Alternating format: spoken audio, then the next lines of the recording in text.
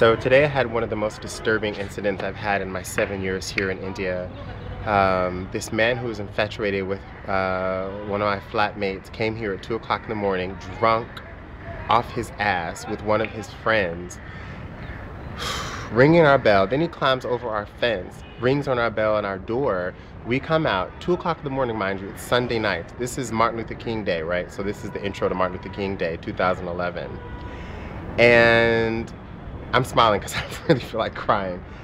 And he basically is trying to reach this woman. This is the third time that this has happened. He's actually, the last time it happened, he showed up at the gate because he dropped her off one time here at in the neighborhood where we live. So he didn't actually know where she lived. And the guards, he actually just asked the guards about, you know, this white woman. And the guards told her, of course, there's more than one white woman who lives in this neighborhood. So he went to the wrong house. But the guards were happy to tell him where we live.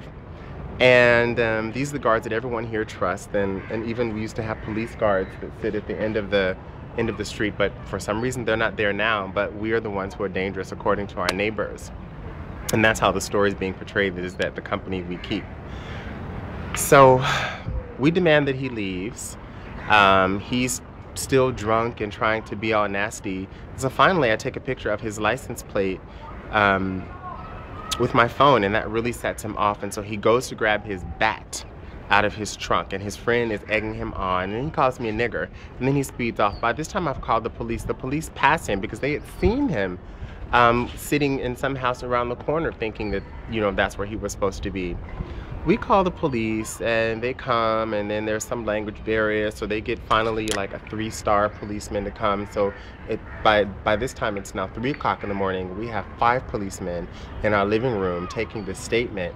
Come to find out that this is a rich Jat boy politician's son from Haryana.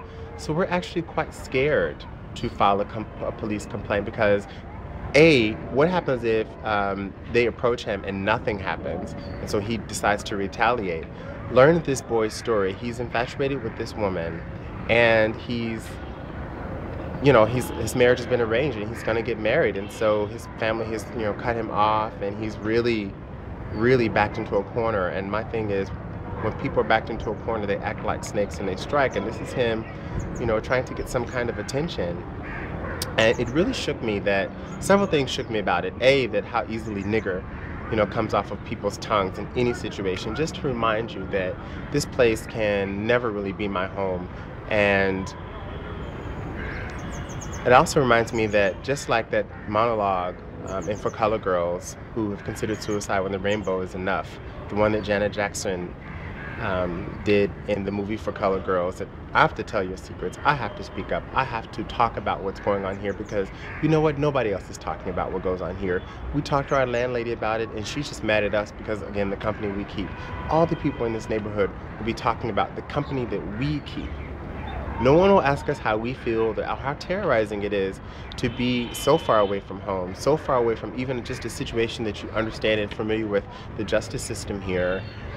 And yet and still, I refuse to make some sort of sweeping statement about Jat boys, even though he can make a sweeping statement about me, about black people as niggers.